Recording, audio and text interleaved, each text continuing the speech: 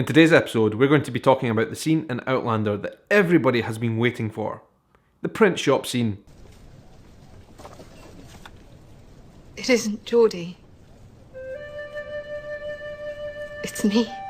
Hello folks, how's it going? I hope you are all well. Today is Outlander Day. The new episode, A Malcolm, has been released. The print shop scene, the one that we have all been waiting for. If you are new to my channel, my name is Shaun and I am a YouTube vlogger from Edinburgh in Scotland. I talk a lot on my channel about Scotland, Scottish culture, and of course, Outlander. If you are new to the channel, I would very much appreciate if you would hit the big red subscribe button down below right now so you can keep in touch with all my videos. I want to talk about one thing very quickly. I have decided I want to take you guys, the viewers of this vlog, on location tours of Outlander, because I did it the other day. I took some Outlander fans around some filming locations, and to see the kind of happiness and joy on people's faces when they got to see some of the places that was in their favourite show, it just filled me with kind of this warm joy and pride in being Scottish. So I want to open that up to all of you guys, and I think the best way to do it actually is through my Patreon page. So I'm going to put the link right now, www.patreon.com/ShaunVlog, and I'm going to write a blog post down below. You can find the link about how you can get in touch with me to potentially come on these Outlander tours with me. Right, on to the review. Today's episode, A Malcolm, the print shop scene. You're real? Yeah, it was just so cool to see Outlander being filmed in my own home city right here. Like, very recognisable locations. I think the print shop scene and the location there is going to be known as a classic. They moved from Bakehouse Close to Tweeddale Court. Both of them featured in today's episode, and I've been to both. When this episode opened, Jamie came out like a rock star to one of my favourite Outlander songs that they have used in any of the seasons. I think all of the music they've used in Outlander has been amazing, brilliantly composed, and I love it all.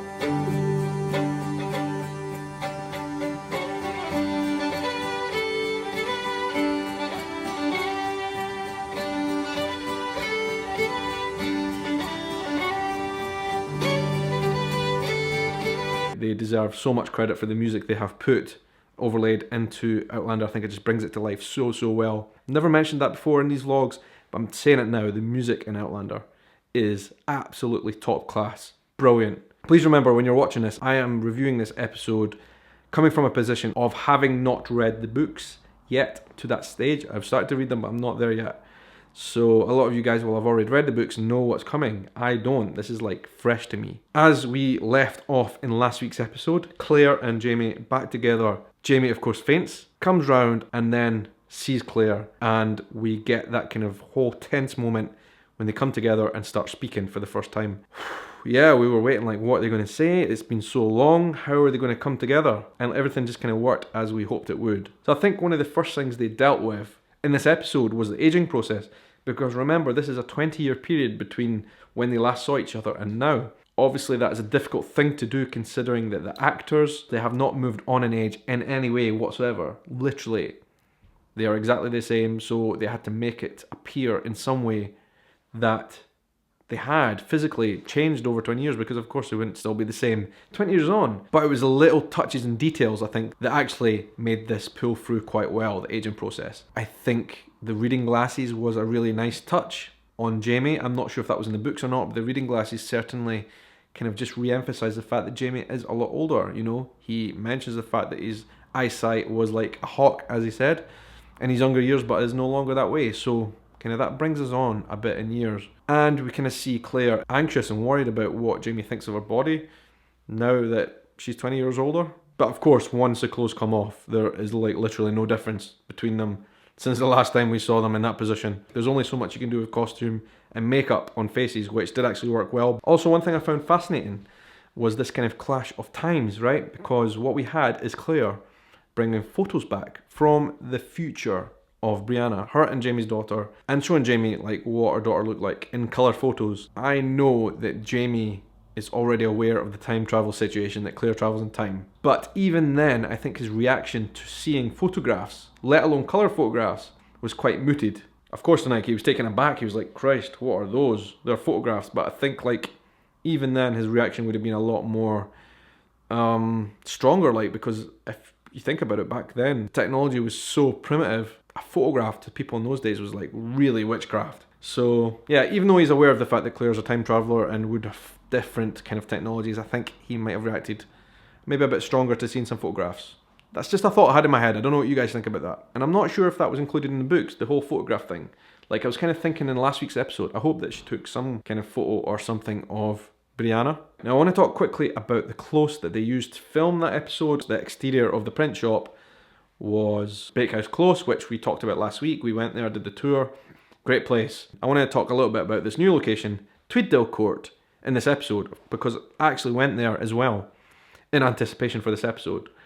And you can clearly, unmistakably notice the big white house behind them as they are in that episode. It was really cool. Tweeddale Court, as I said, it was a really great venue. Great place for kind of market setting. That's where all the fruit and veg was. Claire was there. And something really quite pivotal happened in that moment as they were passing Tweeddale Court.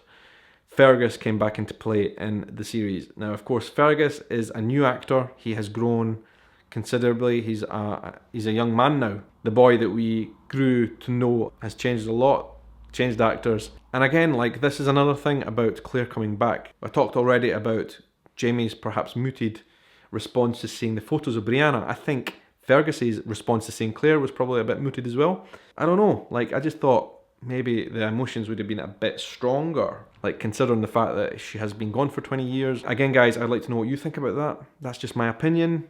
Let me know in the comments down below. It was a cool moment nonetheless to see a new Fergus. I also heard somewhere in the episode, I can't remember if it was Jamie or somebody else, talk about Ned, the accountant. So I was expecting that he might have made a reappearance, although he also, you would think, would be dead by now, given the time. But I might have caught the wrong end of the stick on that, so let me know. Did I hear Ned the accountant's coming back or not? Anyway, we leave Tweeddale Court. We're going through the streets of Edinburgh, and then we hear all about the World's End. The World's End, guys, is a real pub in Edinburgh. I really like the World's End. It's a really small place, very, very historic in the Royal Mile. And it's cool to know, and I actually know this from the books because I did a bit of research, that Diana actually included the World's End in the books. So it made a lot of sense that they actually used it in the series as well. I'll tell you what, last week I actually went into the World's End to just have a wee look around in an inside, and I wanted to show you guys what it looks like. So here you go. A little tour of the World's End pub for you right now on this episode.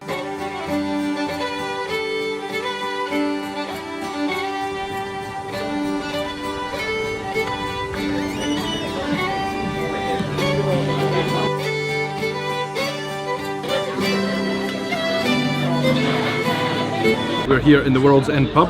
After Jamie and Claire meet at the print shop, the first place they go outside the print shop, when they're out in the town, the first place they go is here, the World's End pub. So I thought it was an important place to come and have a wee drink and talk to you about it. Claire talks about it being 100 metres away from the print shop, a walk away.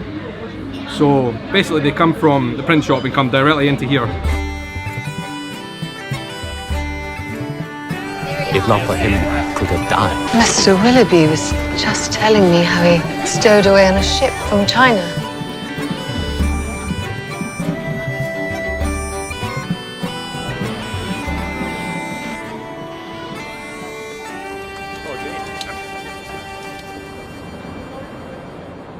Alright, so that was the World's End, the pub. It's cool that they talked about it. It's a real pub that exists in Edinburgh. You can go there and have a pint. You can eat dinner there, but they didn't use, I believe, they did not use the exterior or the interior for the film shoots. For very obvious reasons, because it would be very different back then from how it is now. The modern World's End is, you know, it still looks historic inside, but not that historic. It just would not have made sense for them to actually go in there. It would be way too modern. But cool nonetheless they used it, even if it was a different location. The World's End pub, a famous pub here in Edinburgh, in Outlander. And then we had, in the World's End pub, Mr. Willoughby. Okay, that was a really interesting thing. Now again, I think this will come down to my lack of having read the books. I get the feeling he's going to be an important character going forward. For us just watching this for the first time, we don't really know his significance yet. He just kind of appears and like dotters around and like he has some kind of connection with Jamie, but we don't know what yet. I just get the sense he's a very important character going forward. Interesting, Mr. Willoughby. And actually, a Chinese merchant. And something interesting about Edinburgh, we have a lot of Chinese people here who live here, they have done for many years. Would there have been any Chinese living here in Edinburgh back in those days? I don't actually know the history on that. I would be very surprised if there was, but you might prove me wrong. An interesting addition anyway, and I'll be looking forward to seeing how that character comes into play going forward, because I think we definitely have not seen the last of Mr. Willoughby. It's quite interesting that Diana Gabaldon in the writings of Outlander used a brothel as Jamie's kind of stopover place when he needs it. Kind of first place for Jamie and Claire's reunion, a brothel. A bit odd, but I guess we haven't seen the kind of full reasonings behind that yet. But anyway, it was the setting for the big moment that you guys were all waiting for, right? Jamie and Claire finally got into the room together, and this, I believe, was a section that was 20 pages long in the book. Just them in the room. That is a big chunk of book. I know there must have been a lot of dialogue there. Claire and Jamie meet and they fill in the gaps. They get to know each other again. They talk about what has happened over the last 20 years, right? But I think in this episode we didn't get much of that. They kind of skimmed over it totally. While they were talking over dinner, basically what happened is Claire was narrating the fact that they had talked about their lives over the last 20 years. And I think, to be honest though, that was the bit that was missing. That kind of storytelling of what they had been up to in the last 20 years is what I wanted. Claire came on and narrated the fact that they talked about what they had done in the last 20 years, but we didn't actually get to hear it. And I bet you, in those 20 pages in the book, they actually went into details of that storytelling. Let's be honest here, folks. I know what you guys were waiting for, right? None of you didn't want to hear any of that talking. I wanted those stories, those details, but I bet you, a lot of you definitely did not. You wanted to move right on into the hard action. Am I wrong? And that made up a significant part of this episode, right? The kind of physical coming together of Claire and Jamie again. We were obviously left with a cliffhanger at the end, which leaves us really kind of hanging on till the next episode, which we are very much looking forward to now. But anyway, that was it. I really liked the episode. We know that Claire probably got herself into trouble yet again by leaving the room against Jamie's wishes again. She always does that. We knew that was coming. We have come to expect this from Claire. But anyway, that's it. My review of this episode. I really liked it. I'd like to know what your thoughts are. Comments down below. I have got some cool things to share with you guys. As I say, I'm going to be giving a lot of you guys, as many as possible, a personal tour of the filming locations for Outlander here in Scotland. And I've put the link down below to the blog of where you can go and see details for that. I'll be very much honoured to take you on a personal tour of the Outlander locations. Secondly, I've dropped another link directly below that one, which is a little surprise I have been preparing for you guys. I am going to be working on producing some Scottish gifts, which I will be sending to people all around the world. There will be more information about that down below. So, thank you very much for watching and all your support. It means so much to me. I hope you have an amazing day, morning, evening, nighttime, or whatever time of day it is, wherever you are in the world. Take care.